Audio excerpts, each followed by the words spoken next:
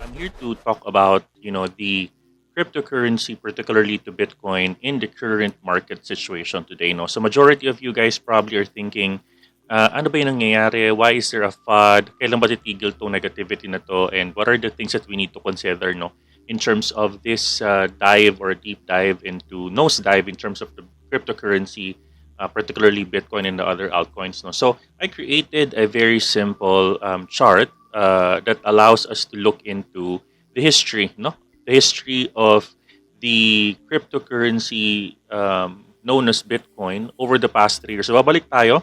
I will invite you to to stay with me in this journey over the next couple of minutes para ma-walk through ko tayo in the history lane. Ano ba ang nangyari for the past 3 years and why don't you need, bakit hindi ka dapat mabahala sa current condition ng market, no?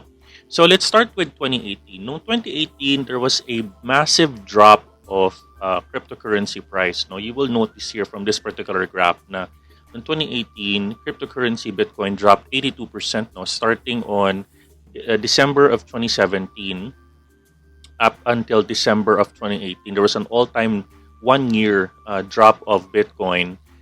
It went down all the way to 82%. No. And there's a lot of factors that are actually impacting that. No, one of that is obviously ano yung mga negative news, no,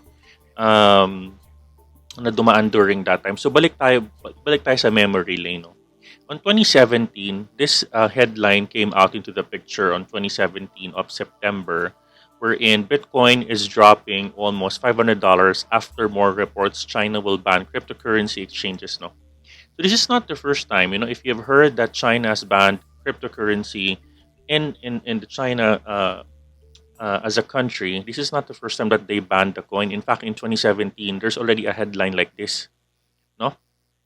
And sabi dito, the currency went down into a free fall on a Friday after reports that China was about to ban cryptocurrency exchanges.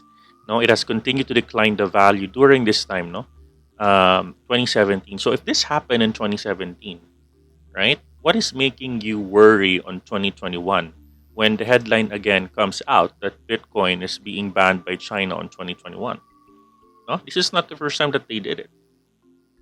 In fact, after nung all-time low na 3,361, noong December 2018, yung mga nag-hodl, yung mga nag-antay, no, yung mga nag-antay during that time, they were able to this particular coin went up again to 299.77% in a span of half a year. Around 182 days. No, sobrang umakit na siya. Right? And then, after that, there was some stability and sideways that is going on. Bumaba pa rin siya ulit ng around $5,000 no, after almost a year. Then eventually, from March 9, 2020, no, up until January 4, 2021, so almost 9 months, people who hodl are the ones that are winning. Bitcoin actually increased to almost 1,000%, in 1 year. And alam mo ba, ang bangko can only give you 4% interest rates in a time deposit. Even if you give your money to a fund manager, right, an average win will be 10%. Diba? So for you to win almost 1,000% in cryptocurrency speaks volumes on the volatility of the coin.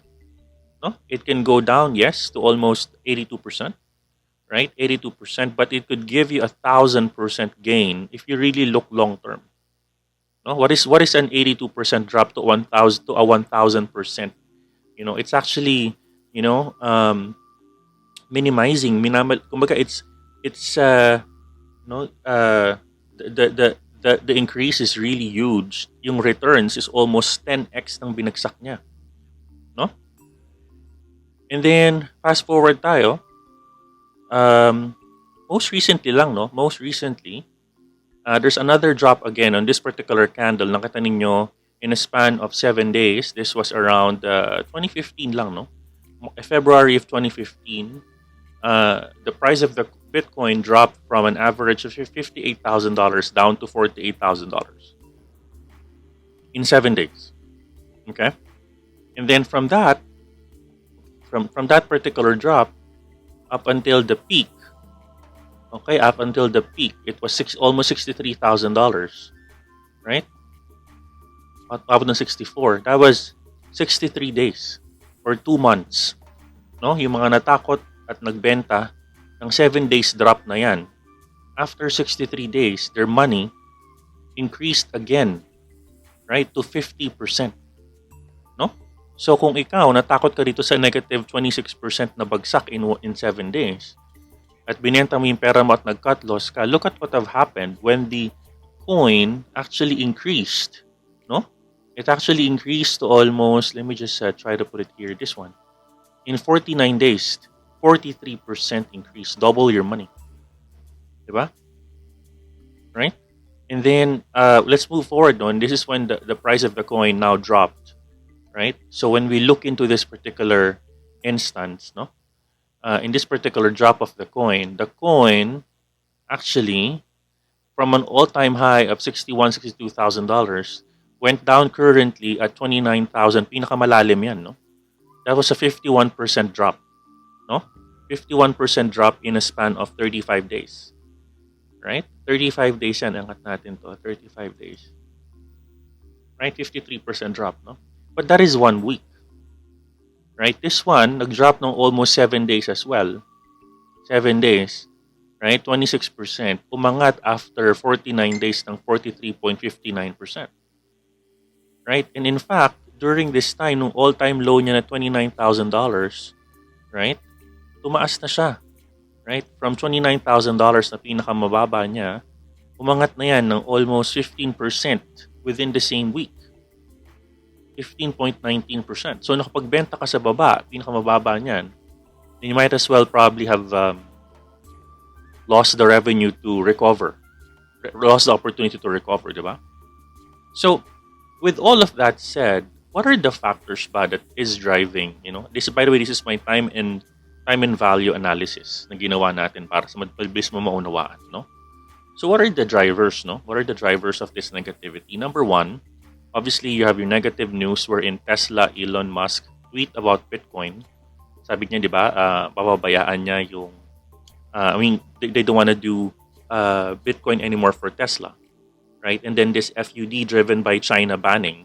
Pero sabi ko nga sa inyo, this is not the first time that this has happened. In 2017, it already happened. In 2013, 2014, 2015, 2016. It's happening almost every year in the past decade. And then this OCC FUD regulation, so people are thinking about this as a negative, no? But if you look into the positive side of the government controlling, in fact, in a very high level, it's somehow good, no? Although it's not the intention of crypto.